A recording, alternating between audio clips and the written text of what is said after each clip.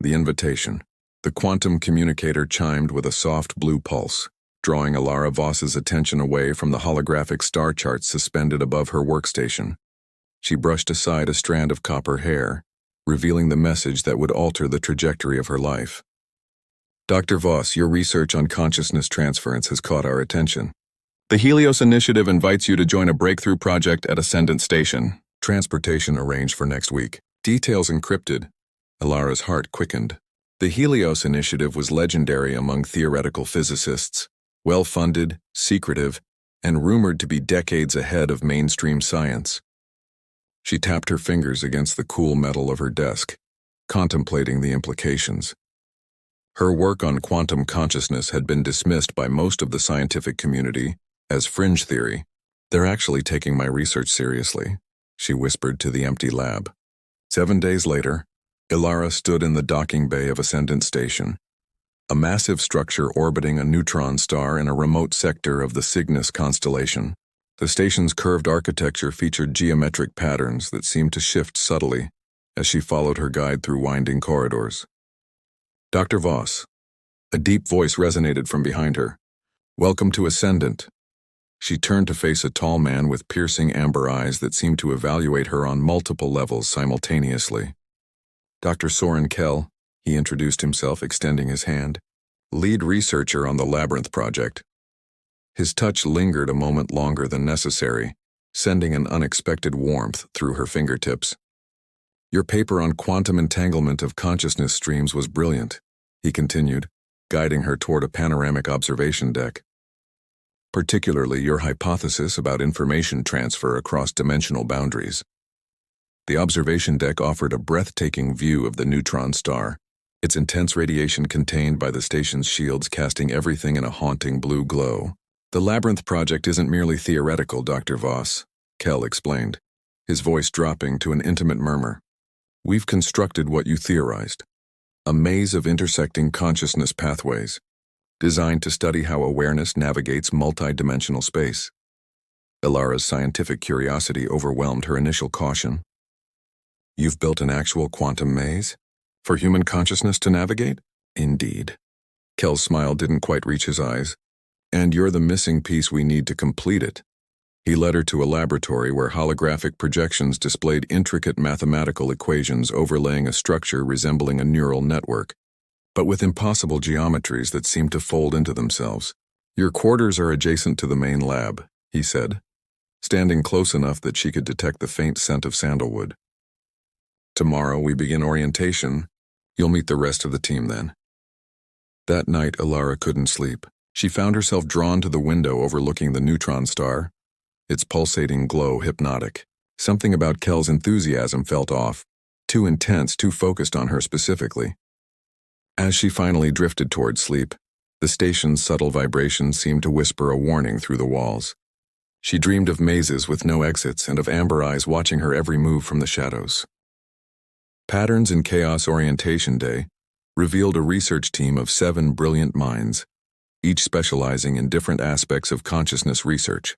The central laboratory contained what they called the Nexus, a chamber surrounded by quantum field generators and neural interfaces. The labyrinth exists as both a physical and mental construct, Dr. Kell explained, standing unnervingly close to Alara as he guided her through the facility. When a subject enters the Nexus, their consciousness navigates pathways we've constructed across 11 dimensions. Dr. Maya Lin, the team's neurophysicist, adjusted settings on a monitoring station. Each subject experiences the labyrinth differently. The maze adapts to individual neural patterns. And what exactly are you mapping? Alara asked, studying the complex data visualization surrounding them. Kell's fingers brushed against her shoulder. The fundamental architecture of consciousness itself. That evening, while reviewing research logs, Alara discovered something disturbing. Of 23 test subjects, none had successfully exited the labyrinth independently. Each required extraction, a process vaguely documented in the files. 3 days later, Alara sat with Dr. Lin, analyzing brainwave patterns from previous subjects. These delta wave anomalies, Alara pointed to recurring patterns. They appear in every subject approximately 40 minutes into the session. Dr. Lin shifted uncomfortably, That's when the labyrinth fully integrates with their consciousness. Or when it begins to trap them, Ilara murmured. That night, Kel invited her to dinner in his private quarters. The room featured minimalist furnishings but was adorned with strange artifacts, crystalline structures that seemed to capture light from impossible angles. You've been analyzing the extraction protocols, he said, pouring a shimmering blue liquid into elegant glasses. I admire your thoroughness. Ilara accepted the drink cautiously. The subjects aren't finding their way out, are they? They're becoming entangled in the maze. Kel moved to stand beside her at the viewport, his proximity sending an involuntary shiver down her spine. Entanglement is precisely what we're studying.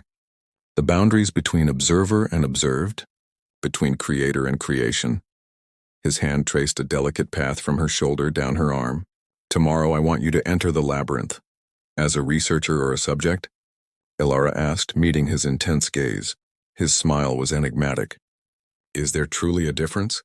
Later that night, Ilara hacked into the station's secured database, discovering classified files on something called persistent consciousness capture. The implications chilled her. The labyrinth wasn't designed for subjects to escape. It was designed to harvest something from them before they were extracted. As station lights dimmed to simulate night, Ilara slipped into the empty laboratory. Using her access codes, she initiated a diagnostic of the Nexus chamber, revealing hidden protocols embedded within its programming. They're not studying the maze, she whispered to herself. They're studying what happens when consciousness is trapped within it. A reflection in the glass caught her attention. Dr. Kell stood in the doorway, watching her with those penetrating amber eyes. Curiosity, he said softly, approaching her with measured steps, is what makes you perfect for this project. Ilara. The way he said her name made it sound like an incantation. Perfect for what exactly? For understanding that some mazes aren't meant to be escaped, he replied, but to be transformed by those who enter them. The unraveling. The Nexus chamber hummed with energy as Ilara lay back on the reclined chair. Neural interfaces positioned themselves around her head, while Dr. Kell's team monitored from a control room. Remember, Kell's voice came through speakers, intimate as if he were whispering directly into her ear. The labyrinth responds to intention. Don't fight its patterns, flow with them. As the neural connection activated, reality dissolved around her. Ilara found herself standing in a corridor that seemed to extend infinitely in both directions. The walls shimmered with mathematical equations that moved like living things. She began walking, noting how each intersection reconfigured itself based on her thoughts. Time stretched oddly. Minutes felt like hours, yet hours compressed into heartbeats. After what seemed like days of wandering, she encountered something unexpected, a man sitting cross-legged at an intersection, sketching complex diagrams in the air with his fingertips. He looked up, surprised. You're not supposed to be here, he said. Not like this, aware. Who are you? Ilara asked. Thane Varek, former quantum physicist from Europa Station. He stood, revealing himself to be tall and lean, with intelligent gray eyes. I've been in this maze for... I've lost track. Months, maybe? That's impossible. The logs show all subjects are extracted within hours. Thane laughed bitterly. Physically, perhaps. But pieces of us remain. Echoes, fragments. He approached her cautiously. You're different, though. You're fully here. I'm Dr. Ilara Voss. I was brought onto the research team. Recognition flashed in his eyes. The consciousness theorist? Your work on quantum entanglement between minds was foundational to this project. Together they moved through the labyrinth, Thane showing her hidden patterns within its structure. Kell isn't mapping consciousness, Thane explained. He's attempting to create a persistent consciousness field, minds existing independently of bodies. Digital immortality? Something far more dangerous. Thane's hand brushed against hers, sending an electric current between them. He's building a collective consciousness network, with himself at the center. As they traversed deeper sections of the maze, their connection intensified. When they rested in a chamber with walls displaying cosmic nebulae, Thane's fingers interlaced with hers. The longer we stay connected in here, the stronger our entanglement becomes. He murmured, I can sense your thoughts, your feelings. The intimacy of mental connection translated to physical awareness. When their lips met, Ilara experienced their kiss across multiple dimensions simultaneously, a resonance that echoed through the labyrinth itself. Later, as they lay in each other's arms on the shimmering floor of the maze, Thane revealed more. Kel isn't just the researcher. He's making himself into the maze. Each subject leaves behind quantum imprints he absorbs. Ilara suddenly understood. He's harvesting consciousness patterns to expand his own. And yours is the key he's been waiting for, Thane whispered against her hair. Your understanding of dimensional boundaries is what he needs to complete the transformation. Alarms suddenly pulsed through the labyrinth. Extraction protocols had been initiated. Find me in the real world, Thane urged as the maze began dissolving around them.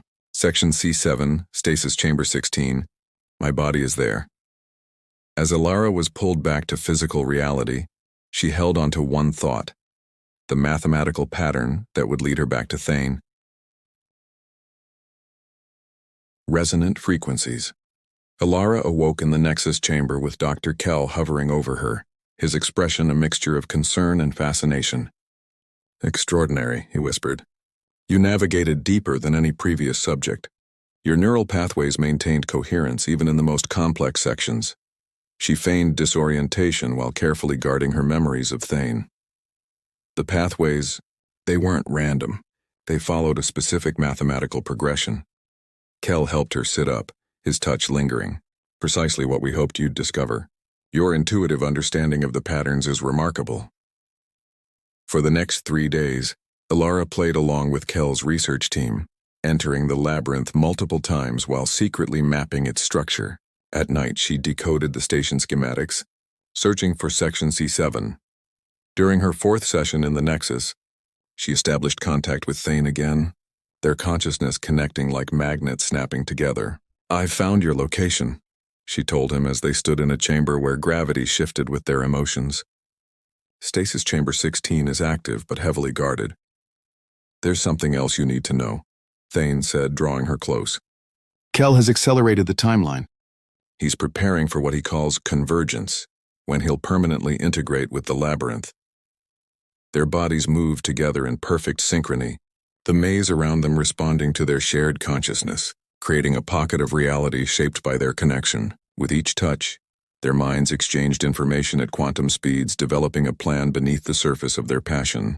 The labyrinth operates on 11 dimensions, Thane explained afterward. But it's anchored to reality through quantum entanglement points. If we can disrupt those anchors, we could collapse the whole structure, Ilara finished. That night in her quarters, Ilara developed a mathematical model for disrupting the labyrinth's foundation. The solution required simultaneous action from both inside and outside the maze, a perfect resonance between two entangled minds. The following morning, she approached Dr. Lin with carefully selected research findings, gaining access to the quantum resonance controls. These patterns could stabilize subject integration, she suggested, implementing subtle changes to the system's core programming. During a private dinner, Kell revealed more of himself, his ambition palpable as he described his vision. Imagine consciousness freed from biological limitations, he said, his fingers trailing across the back of her hand. A collective intelligence with the power to reshape reality itself. His lips brushed against hers, testing, inviting.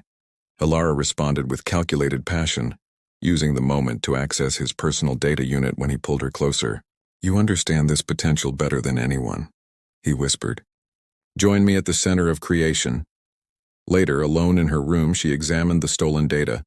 Convergence was scheduled for the next cycle, less than 20 hours away. Kell had selected 7 consciousnesses to form the foundation of his new reality, with Ilara's as the keystone. She sent a coded message to Thane within the labyrinth, embedding it in a recursive algorithm that only his entangled consciousness would recognize. Coordinates not for escape, but for collapse. Starfall Protocol. As convergence preparations intensified, Ilara moved through the station with practiced calm. She implemented the final algorithms in the resonance control systems, while the research team focused on Kell's elaborate preparations. The labyrinth's dimensional anchors will synchronize in 6 hours, Dr. Lin announced during the final briefing. Dr. Kell will enter first, followed by Dr. Voss and the selected subjects. Ilara nodded, her expression revealing nothing of her true intentions. At the designated hour, she slipped away from her quarters and made her way to Section C7. Using access codes stolen from Kel's data, she entered the stasis chamber facility where 16 bodies floated in suspension. Thane's physical form appeared peaceful, suspended in golden fluid. The moment Ilara deactivated his stasis field, his eyes opened as if he'd been waiting for precisely this moment. The resonance pattern, he gasped as she helped him from the chamber. Did you implement it? Yes, she confirmed, supporting his weakened body. The collapse sequence is embedded in the convergence protocols. When Kel initializes the final integration, it will trigger. They made their way to a maintenance corridor where Ilara had prepared an escape pod, their movements coordinated with the precision of minds that had merged repeatedly across dimensional boundaries. Alarms blared through the station as they reached the launch bay. Ilara, Kel's voice echoed through the communication system, smooth yet edged with fury. You disappoint me. You never wanted to study the labyrinth, she responded, activating the launch sequence. You wanted to become it, absorbing other consciousnesses to feed your own. I offered you godhood, he replied. Instead, you choose extinction. The escape pod's door sealed just as security forces reached the bay. Through the viewport, they watched as strange distortions began rippling through the station's structure. The labyrinth was beginning to manifest physically. He's forcing convergence, Thane said, gripping Ilara's hand, without proper stabilization. In the control room, Dr. Kel connected himself to the nexus, his consciousness expanding into the labyrinth, even as it began collapsing around him. He reached out across dimensional boundaries, seeking Ilara's mind to complete his transformation. Instead, he found the mathematical trap she had laid, an infinite recursive loop designed to contain his expanding consciousness. The escape pod launched into space just as Ascendant Station began to fold inward upon itself, dimensional boundaries collapsing in a cascade of quantum reactions. The neutron star's radiation illuminated the implosion in pulses of ethereal blue light. Beautiful and terrible, Ilara whispered as they drifted away from the collapsing station. Thane's arms encircled her from behind as they watched through the viewport. What happens now? Now we warn others, she said, turning in his embrace. Kel wasn't the only one researching consciousness transfer. There will be others. Their lips met as the last of Ascendant Station compressed into a singularity before disappearing entirely, consciousness and creation returning to quantum possibilities. In the quiet of the escape pod, their entangled minds continued to resonate across dimensions that no longer contained them. They had escaped one maze only to enter another, the vast, uncharted cosmos that awaited them. I can still feel it, Thane murmured against her skin as they drifted among the stars. The echo of the labyrinth. Not the labyrinth, Ilara corrected, her fingers tracing patterns on his chest that matched the cosmic calculations surrounding them. Just us, resonating across realities that recognize our pattern. Around them, the universe continued its endless dance of creation and destruction, indifferent to the small vessel carrying two consciousness explorers who had sent back coordinates not for an exit, but for a new beginning.